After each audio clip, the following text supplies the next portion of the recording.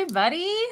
How's it going today? This is Jen Raza. I'm here to do a quick little Facebook Live today featuring one of our newest releases. It just released a couple of days ago, and it's called Fabulous Flora, and it is indeed fabulous.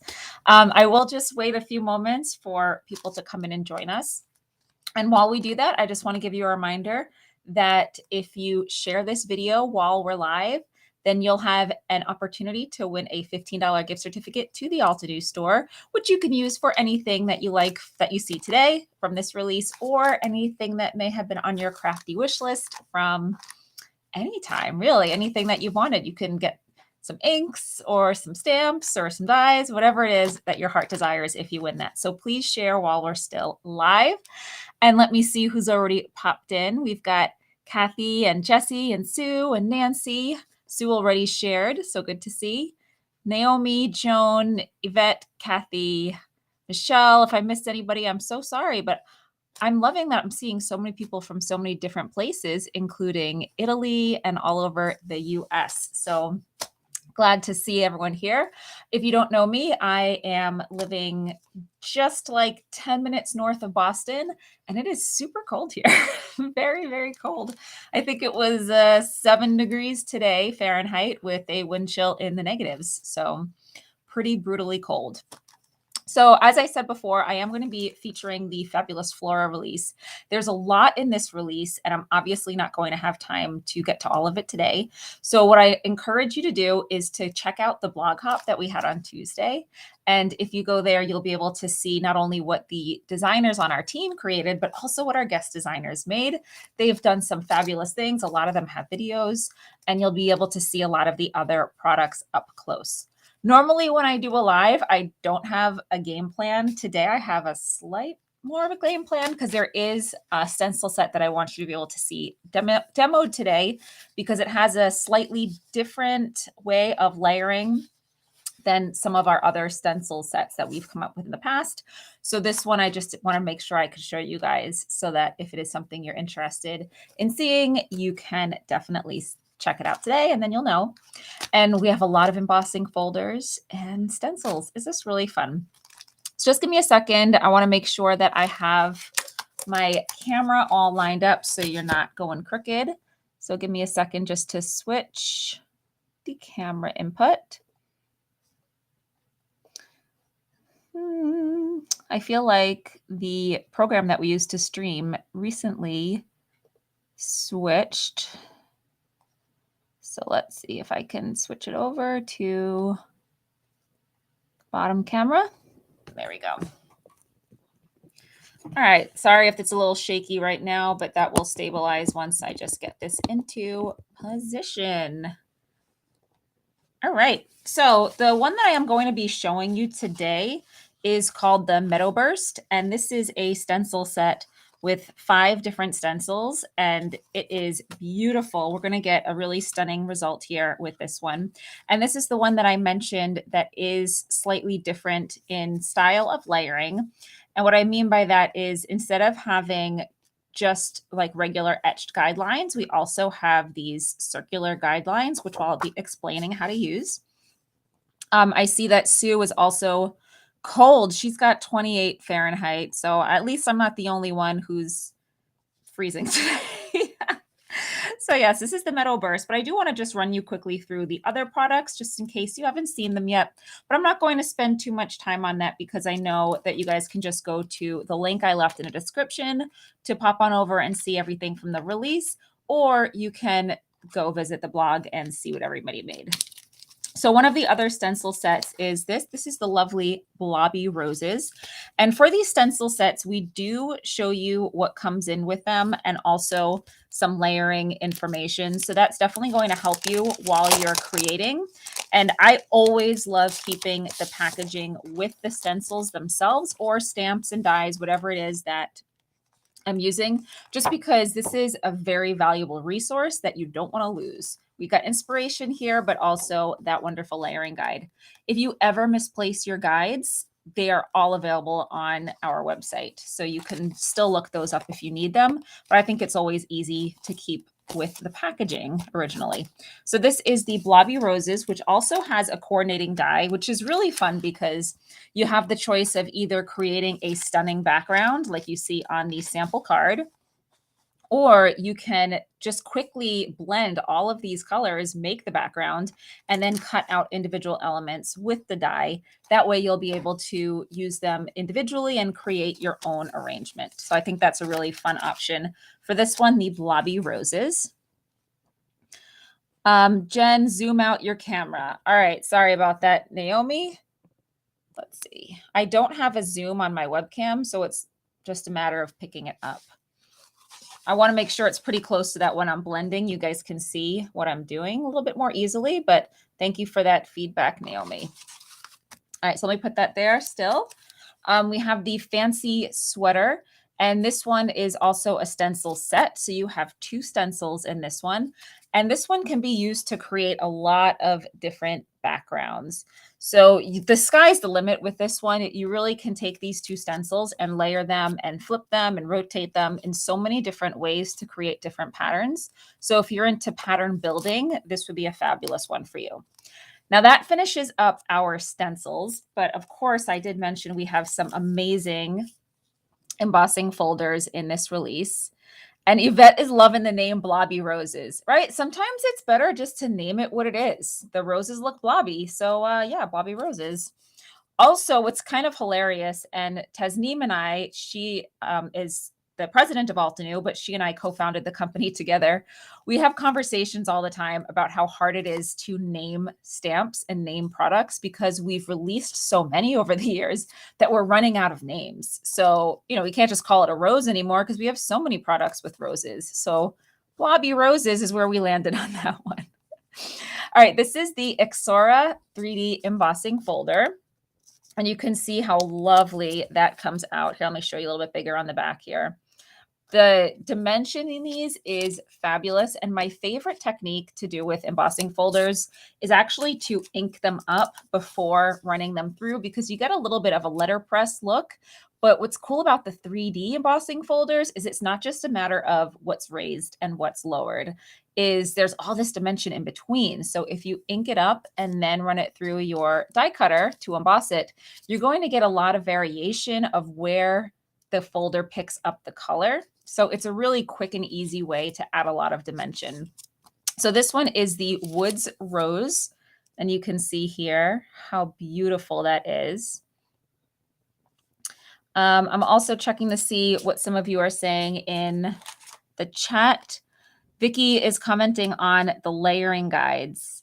Yes, I agree. It was something that as we, developed more and more products that had layering qualities that we really wanted to include those guides in a meaningful way. So if you go back to like our first release in 2014, we had layering stamps way back then, and we were only putting the layering guides on our website.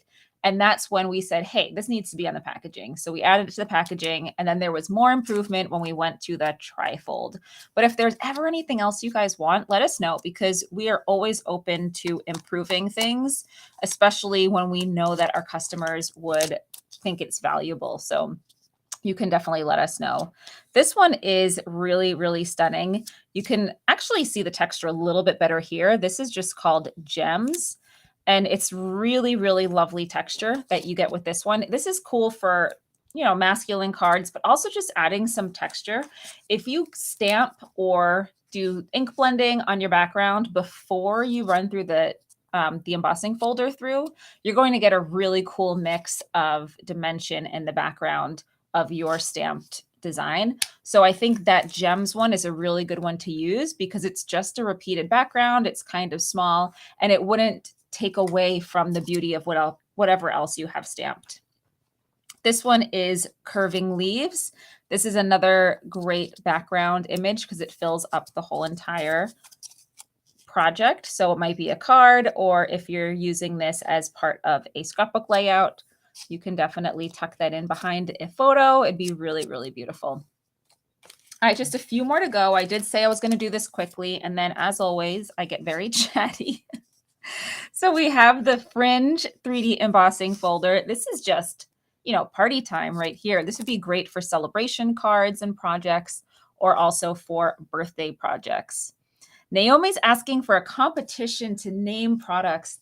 That is such an amazing idea. And I think it has been floated very recently with our team. Somebody else had requested that. And Naomi, I'm not sure if it was you or if it was someone else who just also had this great idea that you had. But I think that'd be really cool because we've run out of words. And a lot of you out there probably have some great ideas for product names. So I will definitely tell the team that there have been more requests for a naming contest.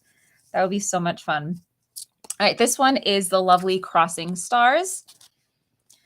And the last three also have a nature botanical theme, just like the first few I showed you. So we have the Cupped Blossoms 3D embossing folder. This one is really fun to ink blend. So not like I told you before about inking it before you put it through the embossing or die cut machine, but if you do it after the fact with our ink blenders like these, you can just go over lightly and certain areas will pick up more ink than others. So you'll really easily get a lovely variation of dimension just by using single colors. So you could just do one color on the bloom and do a different color on the leaves. And again, it's a nice way to use this. I also saw a lot of the people on our blog hop who were using these folders and then using their markers. So they would run it through first and then use markers or colored pencils to really add a lot of detail and color. And I thought that was a really beautiful technique. Very, very cool. Vicky says there are artists who number their pieces instead of creating a name for each piece. You are absolutely correct. And when you say that, it also makes me think of musicians, especially classical musicians who write symphonies. It's like symphony number 1, symphony number 2. You just keep going, until you run out of symphonies. So it's very common. Mozart also named all of his pieces. They have what's called a Kirschel number. It's like a K number. I don't think he did those numberings, but it came after the fact. And, when you're just looking up music, you find all these numerical names. So that's very much, you're right, like artists who number their pieces instead of giving them proper names. The Loving Birds is so sweet. And FYI, if you forgot, we've got Valentine's Day just around the corner. So this one would be a really fun one to use on a love theme or Valentine's project. Last, but certainly not least, we have the Gentle Butterfly 3D embossing folder. I think here you can catch the dimension a little bit better on the back. We got a little reflection from my camera, so let me hold it this way. And this one really just would be nice to add just a little bit of texture in the background. Then you have some space to stamp a sentiment if you'd like, or you can stamp other elements to go along with the butterfly. And that is the Gentle Butterfly. Woo! All right. So sorry for the quick rundown, but Lydia also created a video going over the entire release a little bit more in depth, plus everybody on the Altenew blog who has submitted projects for the blog hop. So you can go check that out. All right, it is time for the Meadow Burst. I did take out the 5 stencils as well as the layering guide. And what you're going to want to do before you even do anything, this is what I like to do, is make sure all of my stencils are in the correct side up. Now, it really doesn't matter. Let's say you wanted to mirror the image, have the reverse. You could do that, but you would want to make sure all of them are reversed. So pick away and go with it. We have the Altenew logo and a number etched in the corner of each stencil. So that's not only going to help you know which one it is in the layering order, but also it tells you which side is front and which side is on the top. So it should be in the top left corner here. So there's number 4. If I flip this around, I have number 5. So I'm going to tuck that behind. And I'm just placing these in order so that I'm ready to do my ink blending. Number 2, number 1, and flip it around. We should have number 3 right there. Okay, so now I've got the numbers all in the top left corners. Again, you could do the reverse if you'd like to have this mirrored image. And that gives you a lot more versatility. Don't worry about stencils being flipped.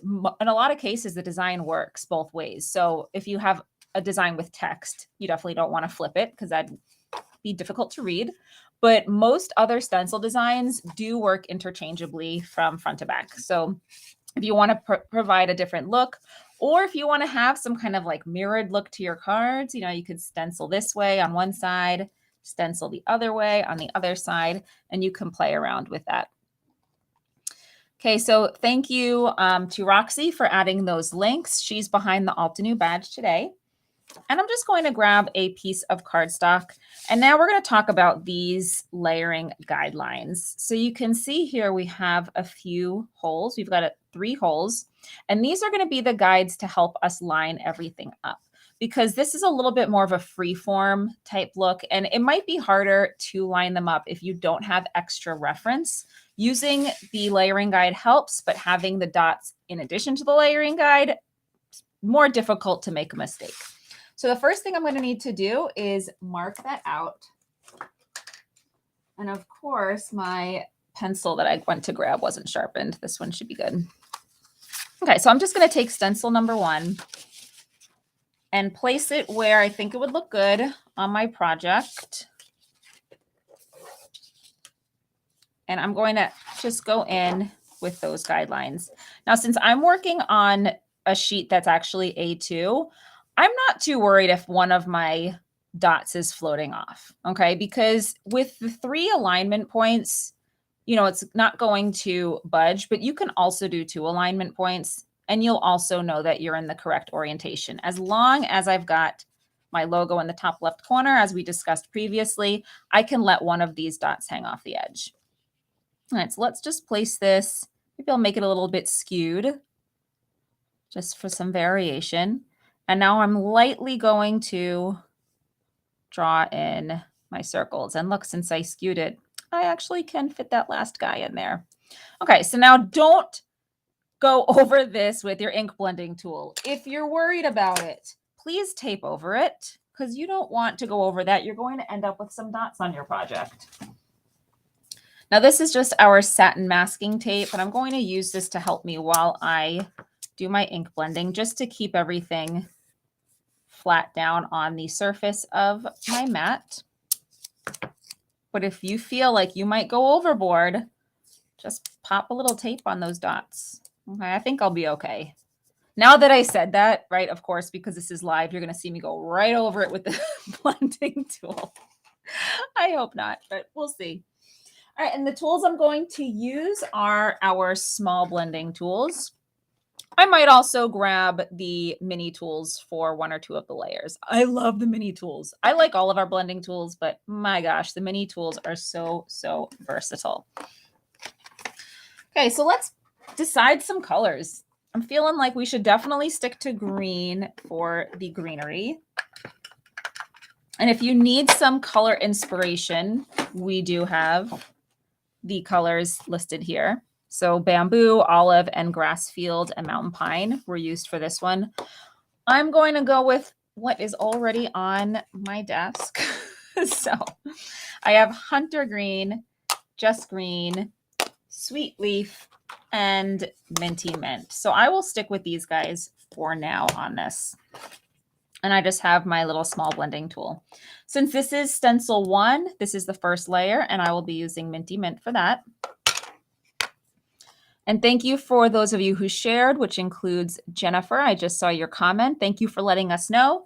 If you share and you don't tell us, unfortunately, we won't be able to include you in the drawing because we won't get that notification that you shared. So please pop in a comment just to let us know.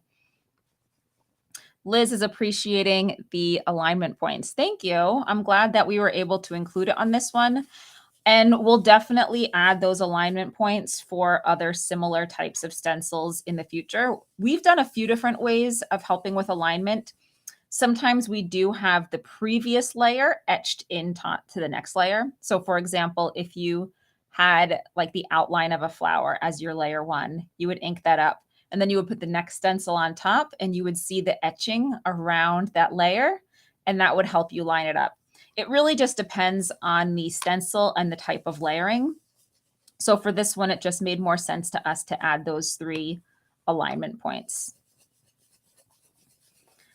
Now, whenever I do ink blending, I purposefully do not ink it perfectly. So you can go in really heavy-handed and make it so it's saturated equally around the whole design. But I personally like to have more variation. I feel like that's why I would choose to ink blend something as opposed to stamping it. Because if I stamped with this color, it would be evenly saturated throughout and you wouldn't get that variation. That's one look. But if I'm doing stenciling, I'm going to take advantage of the fact that I can ink places a little bit heavier and leave places a little bit lighter. So up here, it's a little light, and that's how I want it. So layer 1 is done. And I will go back and clean these later, but I don't think you want to watch me cleaning stencils. So we'll just pop it out away for now, and we'll move on to the next one. And I'm just going to use the same blending tool because I tend to be a lazy crafter, and it is easier for me just to keep the same tool out. Now you'll see how nice it is to put those alignment points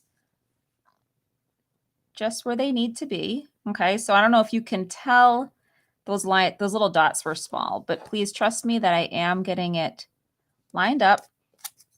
And now I will tape this down and we'll hop into that next layer. So this is Stencil 2, and it's just going to add a little bit more depth to what we have before. So this one is Sweet Leaf. And just going in with that. Now, I'm just going to be doing this for every layer. So if you have any questions, please let me know. We call my Facebook Live session Craft and Chat because I do enjoy chatting. So if there's anything you'd like to know about the new products or about Altenew in general, I'm more than happy to answer them for you. And thank you, Joanne, to share. So Ginger asks about keeping my stencils clean, or how do I clean them? So most of the time, especially if I'm just using dye inks, I only clean them with water. Dye inks are water-based, so when you go over them with just like under the sink, run them under the sink, or I will even take my cloth that I use to clean my stamps. This is just like a car chamois, and I put some water on it so it gets softened. I will be able to clean the stencils with that. If it's a little more stubborn, I just go under the sink. Now that's good for dye inks. If I use a stronger ink, like a pigment ink, what I would usually do is clean it with a little bit of soap. So just mild soap that you would use, dish soap, and that comes right off. I've never had an issue with more stubborn ink, but if you were to use a permanent ink, I'm trying to think, like StazOn ink, if you're familiar with that brand, that kind of gets stuck to everything. You would have to use a dedicated cleaner to get rid of it. So I'm thinking an alcohol wipe would work, or a stamp cleaner that is designed to be used on that type of ink, like a solvent ink. There is layer 2. Naomi says you missed with the alignment dots. Yes, I did mark it with a pencil. So you can see here just those 3 little dots, and I will erase them before I'm done. So you would want to do it lightly. I did it a little bit heavier just so you guys can see them on camera, but the lighter you do it, the better, so that you're not marking your card or your project permanently. Now we're just hopping into layer 3. You guys know the drill, lining up first.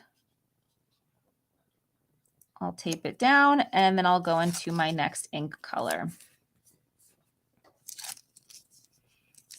All right, so let's actually change plans. I was going to use just green and hunter green, but I would like to just go with a new color of greenery. It doesn't have to be the same color family. So let's grab out fresh leaf and lime. So I'll do the lime first, followed by the fresh leaf.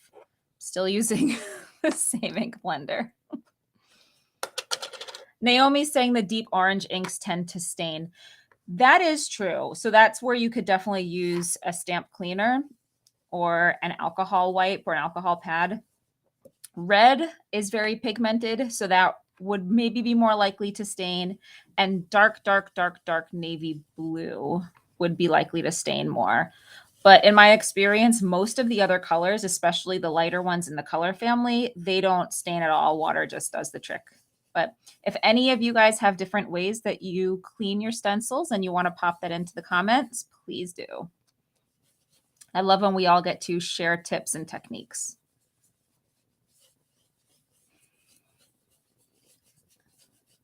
I'm loving layer number 3 because I feel like now we're getting the arrangement filled in, and you can see again where I've inked up harder or with more pressure, I've gotten darker colors, and then where I've been lighter, it's been a little bit more subtle. So I like that variation that I'm getting. So Sweet Leaf will be for my layer number 4.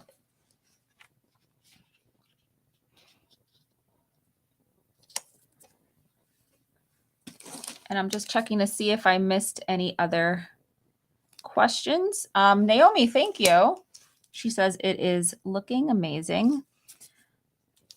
When you have the right tools, it's really easy to get a beautiful, stunning result.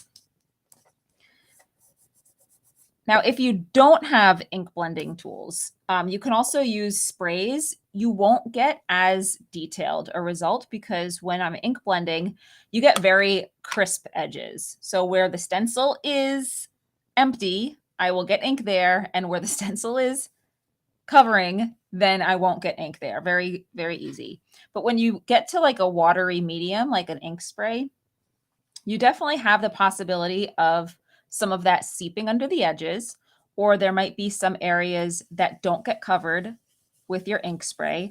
And it's just a completely different look. You can really get a nice watercolored effect if you do things like that. And it really just depends on what you're looking for your project. For this one, I knew that I wanted to have more of those crisp edges, so that's why I'm doing it this way. And because I love our blending tools so much. But feel free to experiment and try different things with what you have. I also think it'd be really cool if you took some embossing ink and took the pad directly through one of the stencils and then put embossing powder over that. So if you put the embossing ink directly down, then lifted it up, then put down the embossing powder, shake off the excess, and heat set it, how stunning would that be? I could just imagine the same stencil, but with that last layer, maybe in gold, or even just embossed in clear, just to give it some more variety and texture. It'd be really fun.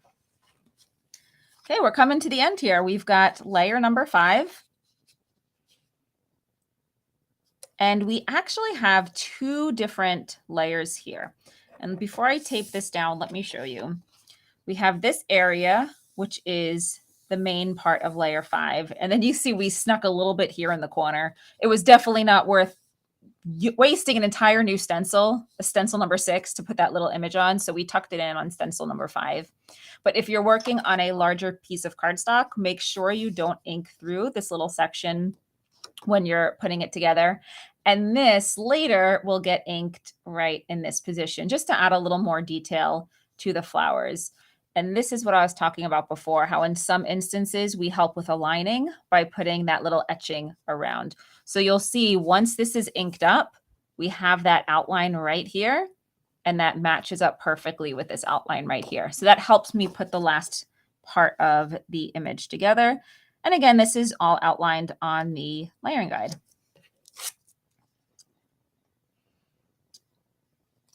Liz is saying it's so true. The right tools make all the difference. She got the mini blending tools today and she's excited to use them. Please let us know what you think, Liz. I have to say they're my favorite because they're just so good for covering small spaces or larger spaces. I still love the originals. These are the large blending tools if I'm going to be blending a large background, or if I'm going to add maybe just a little bit of color behind a die cut. But I do use these more because I feel like these are great for stencils. And if you haven't seen, we also have these angled blending brushes, and these are fantastic for adding colors in small spaces. So if you didn't want to use the same blending tool, like the small size, for this little bit, you can use the angled blending brushes. Or if you emboss, remember, going back to our conversation earlier, if you guys just joined us, definitely check the replay on this. But earlier we were talking about different techniques on using the embossing folders. And I was saying I like to run it through and get the embossing on first and then use my blending tools just to add a soft haze of color.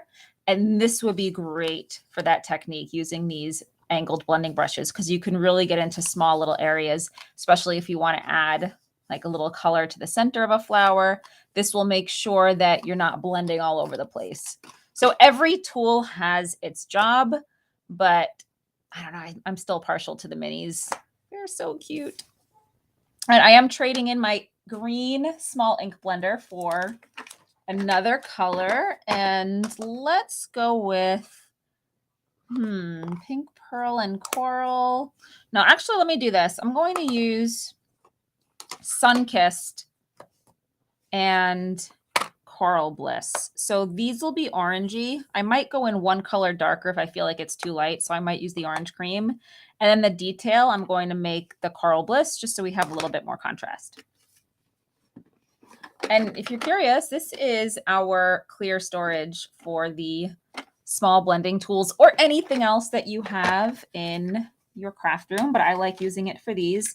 This is the stackable storage. So if you have more than one, you can stack them together and store all sorts of wonderful things.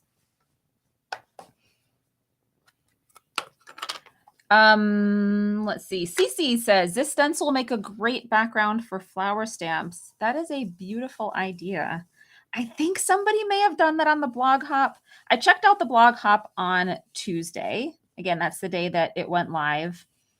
And I believe somebody did that. Not sure who, but it's a great idea because you get all of the luscious greenery in the background, and then you can take a die cut stamped flower and place it in the middle, or a little arrangement.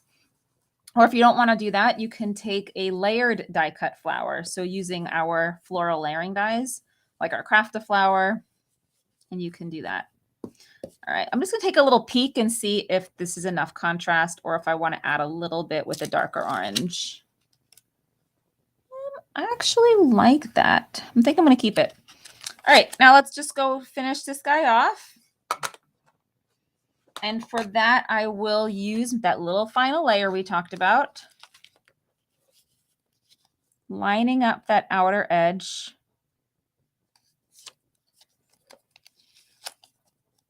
Just with that center portion. And these two little dots are also part of it. I know it's hard to see from this angle, but there are two little dots above that center cluster. Everything else here, I am not going to ink. If you're worried about getting ink there, you cover it up with a little piece of tape. All right, let's grab that Coral Bliss ink. And this is just going to add a little punch of color in the middle because I'm layering it over that orange. So it will blend nicely. They are next to each other on the color wheel. But it'll also just be a little bit different than if I was to go with the orange cream on the next layer. So this is a little bit more warmth and contrast. That is it. Now, if I wasn't chatting while I did this, it would probably take about maybe 5 to 10 minutes to ink up all of these layers.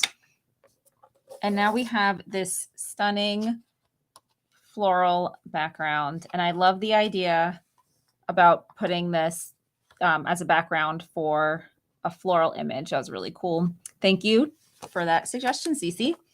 Okay, now I'm just going to erase those little lines. My eraser's not here. You guys, I was just crafting on vacation recently, and a lot of my tools I unfortunately did not clean up yet. So if I can't see an eraser nearby, I am just going to leave it, and you can pretend that I went ahead and erased it. I have to tell you, let me flip you around for this because this is, I want to talk to you because it's really cool that what we did. And then we'll pop back down. Okay, so I'm back.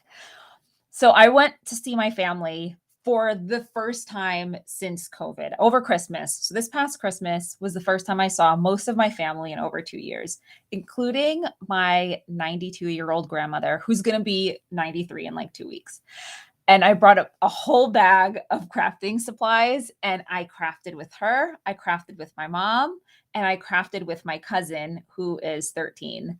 And we had the best time. And we actually took photos and videos, and we're working on a video to go up on our YouTube channel that includes like family crafting. I don't want to reveal too much, but you'll get to see some of my family members. And my grandma was just like blown away with the whole concept of like stamping and ink blending and stenciling. You know, she's been around a while. She's almost 93. And, you know, you think that someone that age has seen it all, but just having her experience this stuff for the first time, it made me think of the first time I did it and experienced it. And it's like, just so nice. And I love that I was able to share that with her. I'm like getting emotional, but it was really nice and was really special. And I'm really happy that I was able to do it. So I just wanted to share that with you. But because of that, a lot of my tools are still in my big suitcase that I brought. And yes, I know Christmas was like a month ago. I should have cleaned up by now, and I didn't. Oops. All right, let me pop you back down so we'll finish up this card. Okay, so the last thing we're going to do to wrap this up is we're going to stamp a sentiment. And I'm going to use this little tiny stamp set. This is one of our ones that we released last year. It's called I Really Miss You. These 2x3 stamp sets, they are good to have around because a lot of them include tiny little sentiments that you can stamp on all sorts of different projects. This one's sentiment focused, so we have a lot of words here, but a lot of other ones include an image and a little tiny sentiment. So they're really good to have around just to pop onto different projects as you need, especially for like tags. If you want to create tags for gifts, this is really, really nice to use. Kimberly says it brings out the child in them too. I know, I really cherish it. I have pictures of her doing some coloring in one of the Alta New coloring books, and she used the Alta New coloring pencils. And it was like a floral and leaf situation, and she used such vibrant colors that aren't even realistic colors. And again, that kind of surprised me. I don't know why I thought she would go with the typical colors for coloring those in, but it was just really nice to see, and we had a really good time. It was very, very nice. So let's see, the word miss, I think I'm going to stamp up here, and I want to stamp it in Coral Bliss. I want to bring out that color there, and then the rest of the sentiment I will stamp in black. And we'll just leave those circles there, these guide circles, until I can get my eraser out later. All right, whenever I ink up a stamp, if you've seen me do this before, I'm sorry I'm explaining it again, but I feel like I get the best coverage if I do like a little wiggly move first, and then I pounce it. And here's the reason why. The wiggly move helps me get ink on the whole surface of the stamp. But if I just went to stamp it like straight from wiggling it around, I might get these little streak marks in it. So once I wiggle, I pounce it to get rid of any potential streaks. And we will stamp this up in the corner.